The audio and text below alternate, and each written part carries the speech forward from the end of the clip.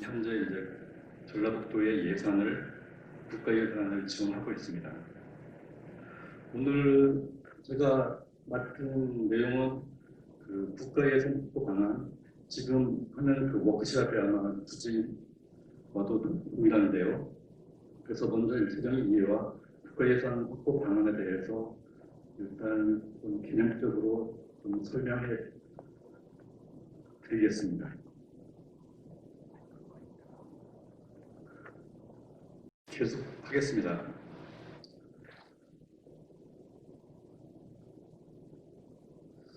목차를 크게 이제 재정의 이해, 2020년도 예산의 모습, 그다음에 중앙과 지방, 국가 예산 확보방 네 가지 목차를 만들었는데 시간 관계상 첫 번째하고 네 번째 위주로 강의하겠습니다.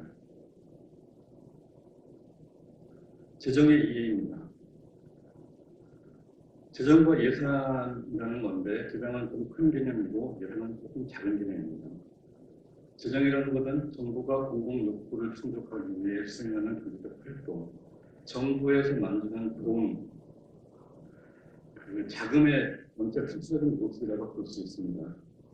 그래서 예산안 편성, 집행, 결산, 국채, 국유재산 등 국고 업무를 포괄하고 있습니다. 두 번째, 그 3대 기능인데요.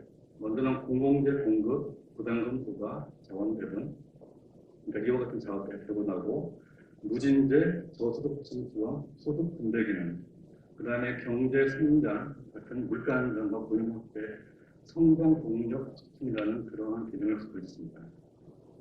그래서 재정의 구조는 크게 예산과 기금에 의존하고 있습니다. 예산은 보통 다 아시는 바와 같이 일반 회계와 특별 회계로 구분하고 있고, 기금은 특정 분야 사업의 지속적이고 안정적인 지원을 위해서 탄력적인 집행이 필요한 경우에 기금이라는 재정을 사용하고 있습니다. 그러면 그와 반면에 예산은 일정 기간 동안, 즉 1년 동안의 국가 정책을 위해 예산을 지출하고 그에 따른 금액을 표시한 거라고 볼 수 있습니다. 그래서 예산의 종류는 본예산, 수정예산, 수령변경예산, 준예산으로 구분하고 있습니다.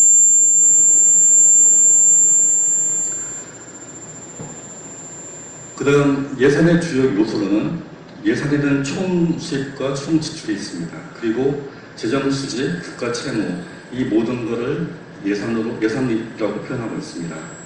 주요 개념으로는 총수입은 우리가 말하는 국세, 지방세 수입과 기금 수입을 말합니다.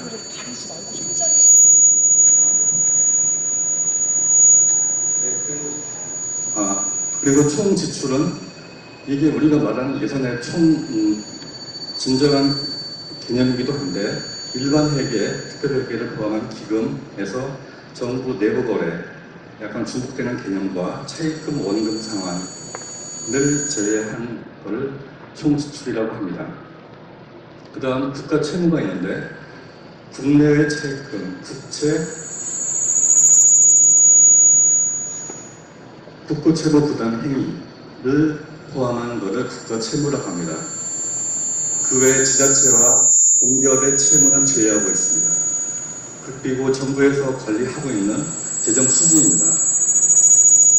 총 수입에서 총지출된 통합재정수지에서 사회보장성 기금을 제외한 걸 관리재정수지라고 합니다. 법상, 국가재정 법상의 분류 체계입니다. 예산 총칙, 세입 세출 예산, 교섭비, 명시 2월 및 국고 채무 부담 행위, 이게 법상의 분류한 체계이고 이런 내용을 국회에 제출하고 있습니다.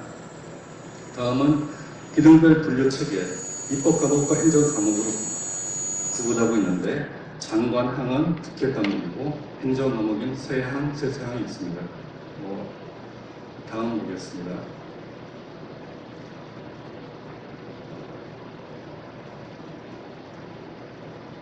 재정 운영 수승기입니다. 예산 편성을 하고 그다음 국회에서 10일 확정한 뒤에 행정부에서 집행을 합니다. 그리고 그 이후에 결산 평가를 하는데 각 시결적으로 이렇게 구분하고 있습니다.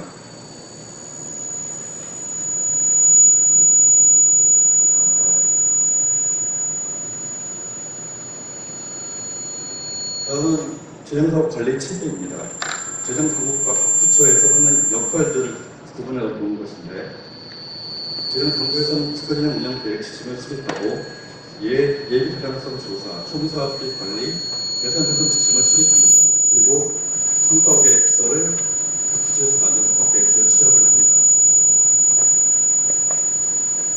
그리고 국가재정 운영 계획을 수립하고 분야 부분 부처에 한도를 배분합니다. 그리고 당연도 예산안을 편성을 합니다. 그리고 사후관리관은 재정집행 관리 결산 부처별 성과 보고서를 받고 국회에 제출합니다. 그리고 재정사업 평가를 해서 다음 해 예산에 활용을 합니다. 각 부처에서는 분야별 중단기 발전 계획을 수립하고 그 내용이 기획정부에서 만드는 국가재정 운영 계획에 포함이 됩니다. 그리고 분야별 우선순위를 결정하고 지시 한도 내 예산을 요구하게 됩니다. 예산 집행이 완료된 경우에 결산과 재정사업 평가를 시행을 합니다.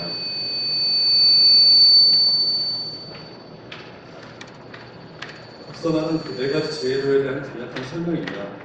국가재정 운영 계획이라는 것은 본 7년도에 4대 재정 개혁 과제를 4대 재정 개혁을 수립하는데 그 중에 한 가지입니다. 5년간의 중기 재정 운영 전략을 만들어서 재정 운영 시기의 거시화를 만듭니다. 그래서 국가 비전을 만들고 그에 따른 전략적 지원 대응을 만드는 것입니다. 그리고 성과관리 제도도 마찬가지 성과 목표 관리제, 평가를 통해서 사업의 효율성, 운영의 결과의 타당성을 검증하는 그런 제도입니다. 다음 예비 타당성 조사입니다. 이것은 대규모 기존 사업의 타당성에 대한 평가를 먼저 하고 이 사업을 실시할 건지 이 사업을 보유할 건지 결정하는 하나의 과정입니다. 총사업비 관리 제도는 대규모 투자 사업이 예타를 통과한 사업의 어떤 단계별 어떤 상황들에 대해서 지속적인 관리를 정부에서 관리하는 제도입니다.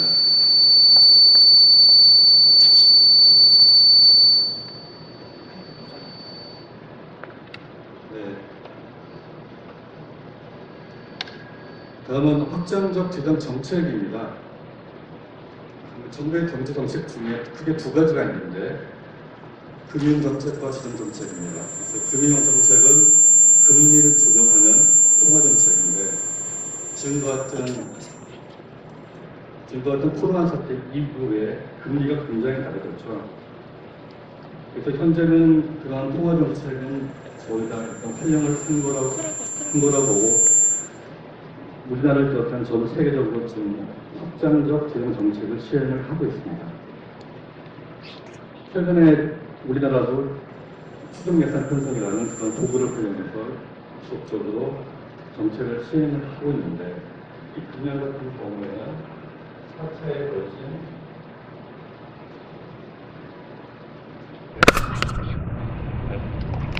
이걸로 하면 돼? 네, 4차에 걸친 추경을 시행을 했습니다. 그래서 1, 2, 3차 총 59조, 지금 현재 4차 7.8조가 더 추가돼서 61조 정도 아마 추경 예산이 편성되고 있습니다. 이러한 추경 예산 편성에 대한 다소 회의적인 부분도 있고, 그런데 실제 이게 거의 관행적으로 편성이 되다 보니까 상반기 조기 집행, 하반기 추경 예산 관행이라는 어떤 비판도 받고 있습니다. 그러나 경기 대응을 위해서는 반드시 필요한 제도이기도 합니다.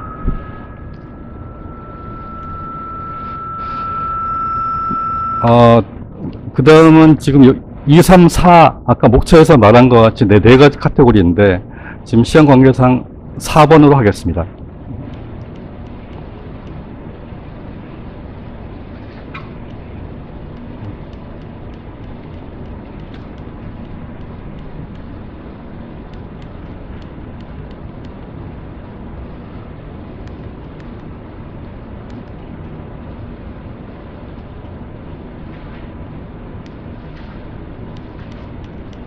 예.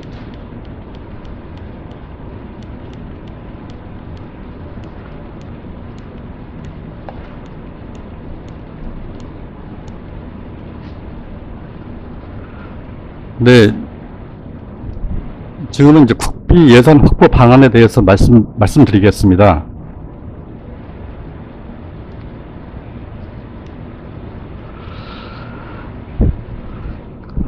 단계별 국가 예산 확보 방안입니다. 네. 이거는 이제 기획추정부 관점에서 말씀드리겠습니다. 512, 186, 2.75.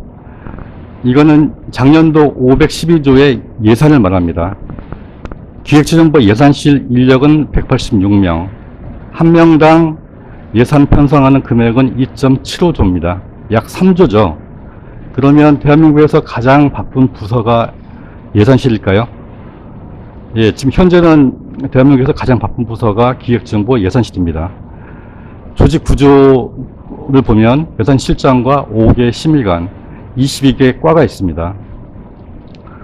세종 풍양계에 나온 기사입니다. 거기 보시면 원래 예산실은 휴가도 없고 밤새 근무하고 새벽에 퇴근한 일이 비일비재합니다.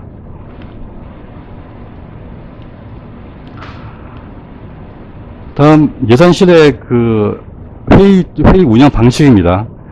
예산실은 심의라는 제도를 두고 있습니다. 그래서 예산실장 하에 그 예산 편성 이외에도 수시 배정, 직제 협의, 총사업비 변경, 기금 변경 등 예산실장 주도하에 예산과 다른 사항들이 다 심의를 통해서 진행되고 있습니다.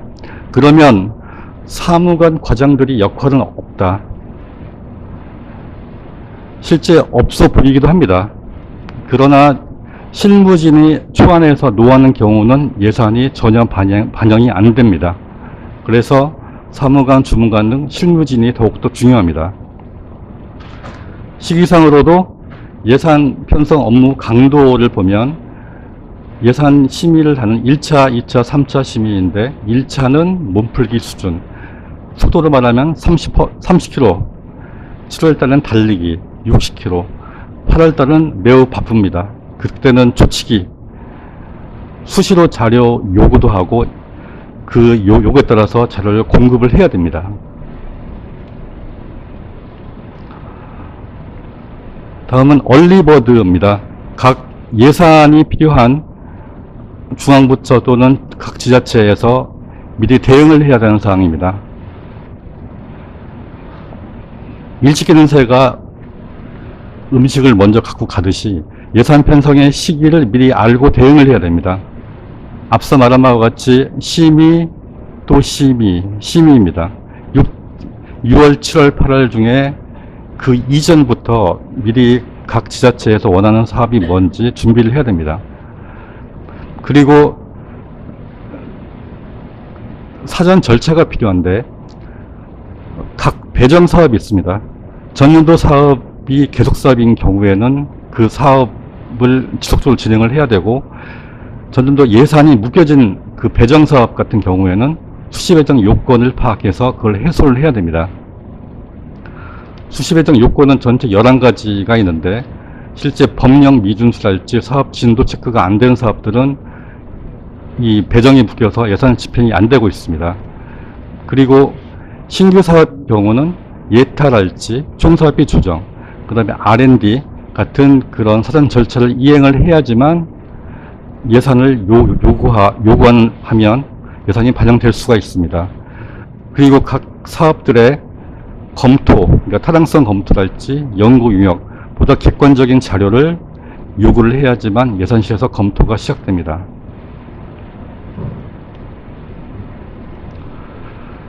다음은 얼리버드 2입니다.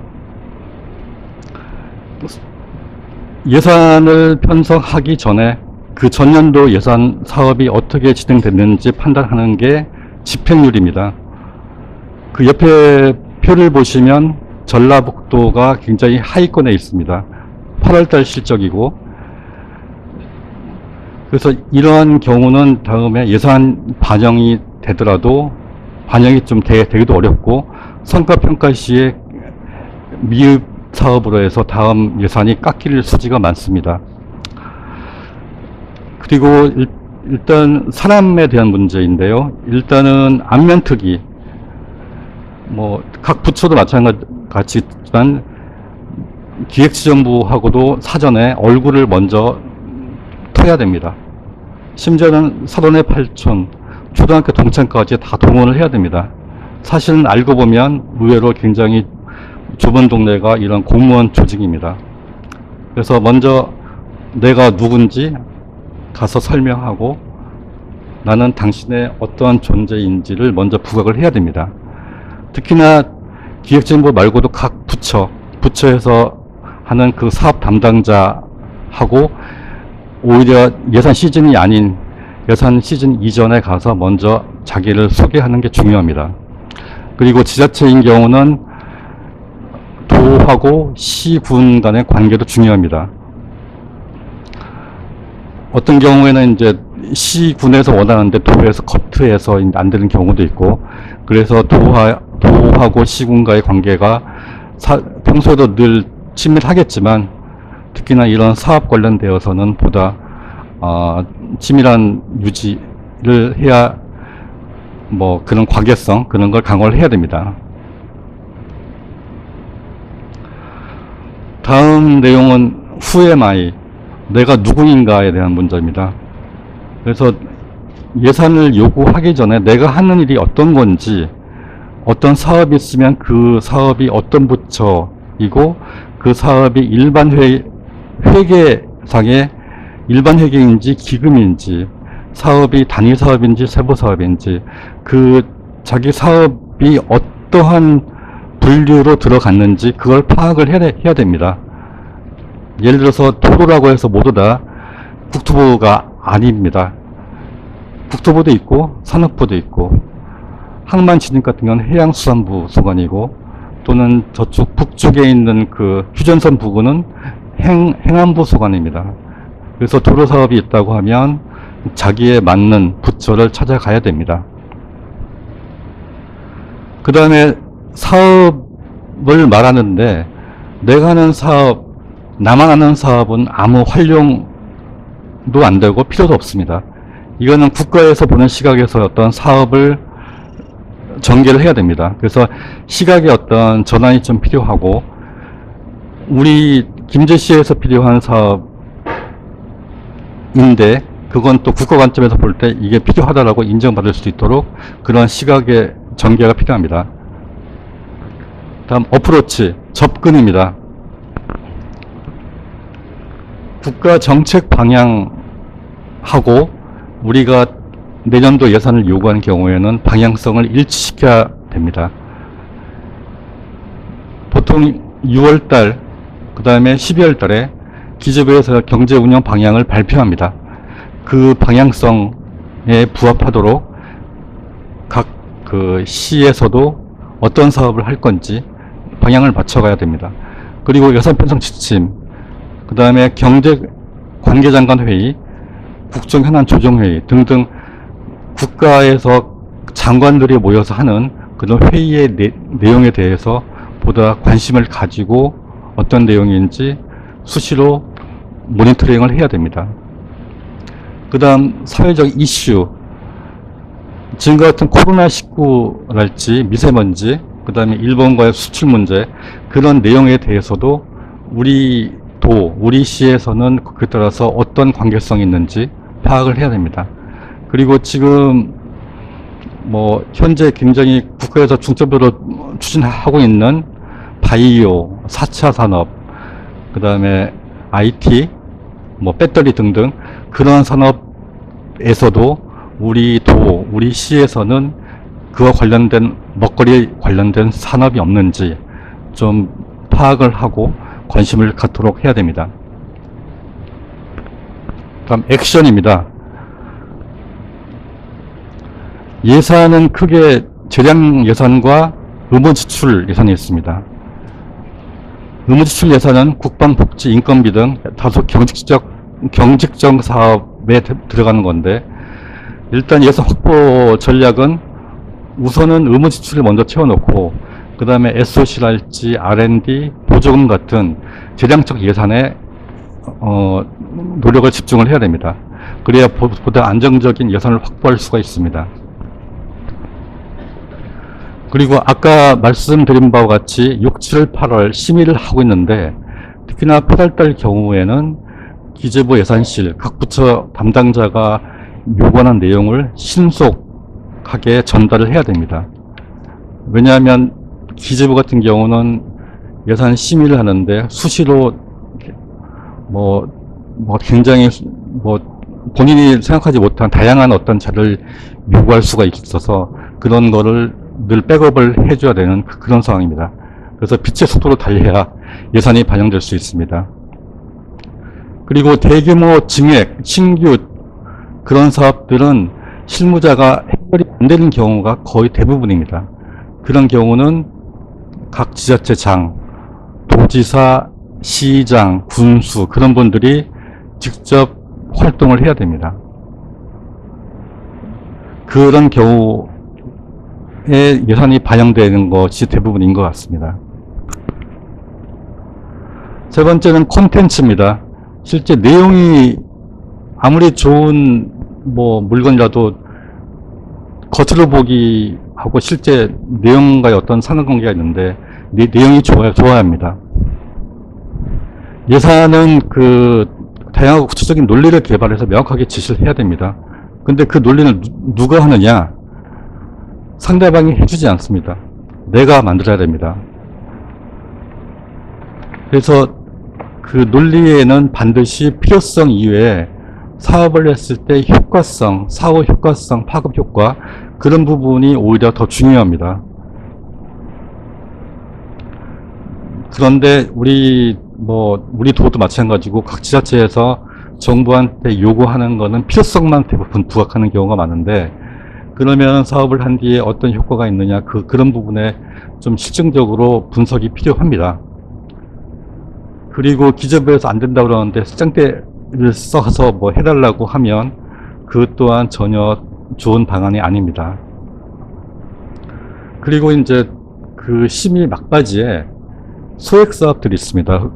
보통 10억 이하인데 그런 사업들이 사실상 더 알짜배기입니다. 보통 심의가 끝나고 애초에 총량이 정해지는데 예산 편성을 한 뒤에 나머지 낙전이라고 그러죠. 그래서 그런 돈들은 상당히 재량권이 많습니다. 그래서 그거는 담당자가 알아서 이제 배분하는 그런 방식으로 되어 있어서 그런 거에 상당히 그런 부분에 좀 노력이 필요하고 아까 처음에 말씀드렸던 것 같이 그 친밀함과 이 낙전하고 굉장히 상관관계가 높습니다. 그리고 예산 편성한 뒤에도 이제 다양한 방법이 있는데 각 부처에서 시행하는 공모 사업이 있습니다. 그 다음에 특별 교부금 등 그런 부분에 대해서 예산 편성 시즌 이외에 별다른 노력을 또 해서 예산을 확보를 해야 됩니다.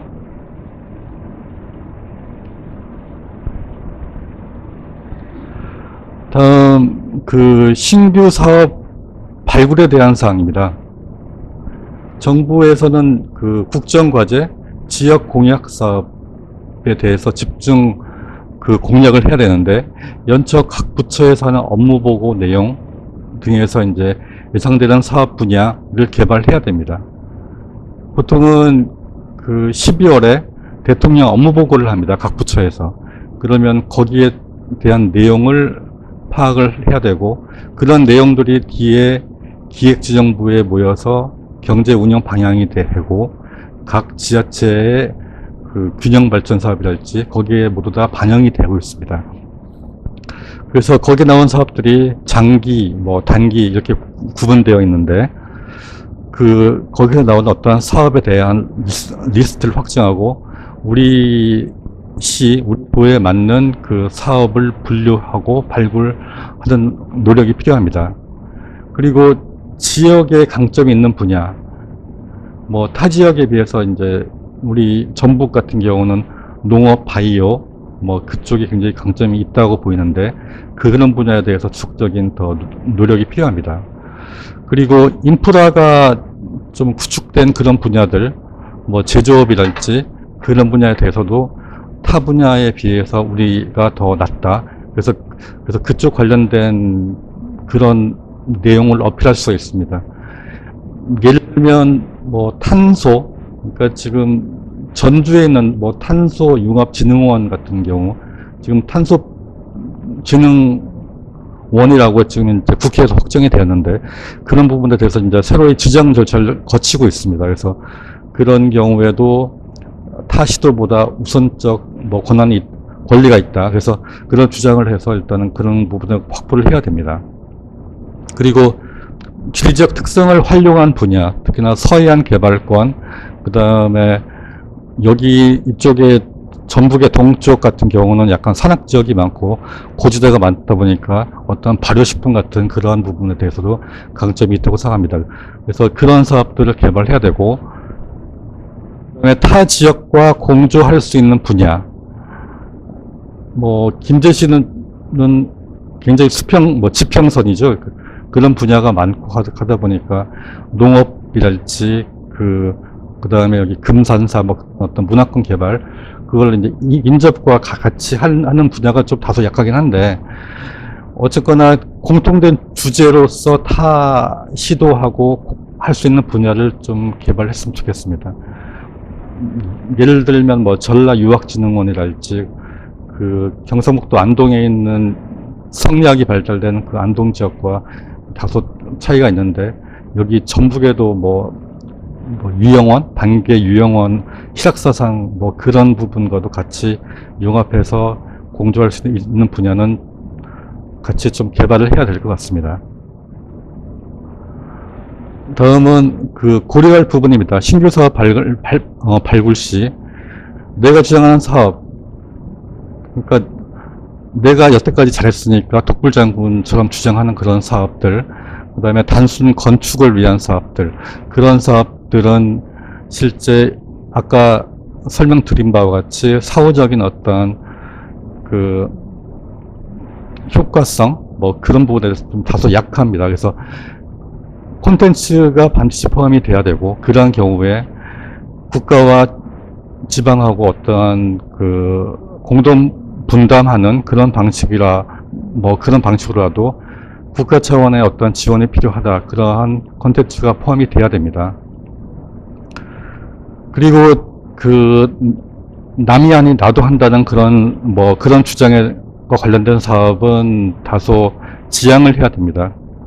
일단 타 지역에서 하는 동일한 아이템을 가지고 나도 해야 되겠다. 그러면 어차피 유사 중복이라는 그런 그 예산에서 가장 안 좋게 보는 그런 사업으로 분류가 됩니다. 그러면 전혀 반영이 안 될 수가 있고, 다만 타 지역 모두 하는데 우리 전북만 안 된다, 또 김제만 안 된다, 그런 사업들은 형평성 차원의 주장을 하면 이런 건 당연히 반영이 될 수가 있습니다. 전년도에 예산 요구를 했는데 아깝게 탈락한 사업들이 많습니다. 그래서 그런 사업들은 나는 꼭 필요하다. 근데 너는 왜 안 해주냐. 그런 식으로 계속 주장을 하면 이거는 자동적으로 동일한 결과로 반영이 안 됩니다. 전년도에 왜 반영이 안 됐는지 그 내용을 분석하고 그런 내용을 포함하고 수정하고 보완하고, 그래서 기관의 역량을 집중해서 논리 있게 설명을 해야 됩니다. 그 예산이라는 거가 상당히 좀 어렵습니다. 그래서 그 재정이라는 아까 타이틀도 있었지만 예산이라는 거는 어떠한 정책을 숫자로 표현한 그런 모습이기 때문에 특히나 여기 지자체는 예산이 상당히 중요하다고 봅니다.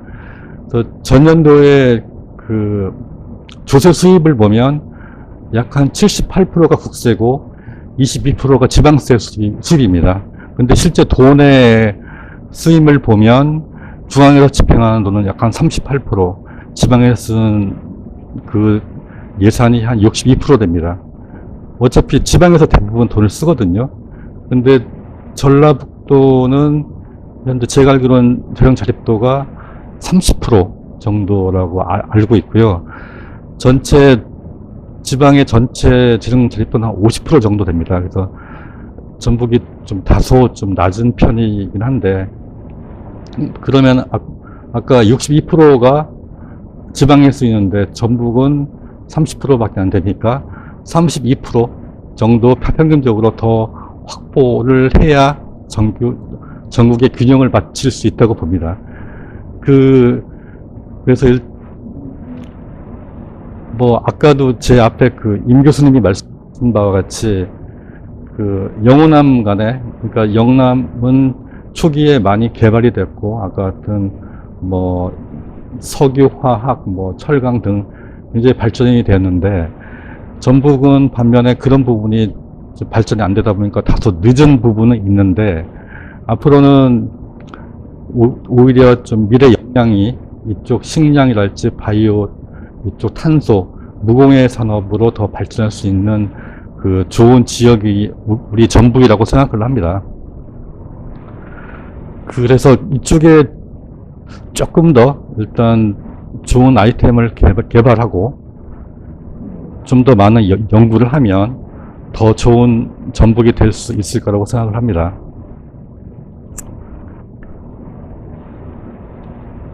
아, 예, 다 끝났네요.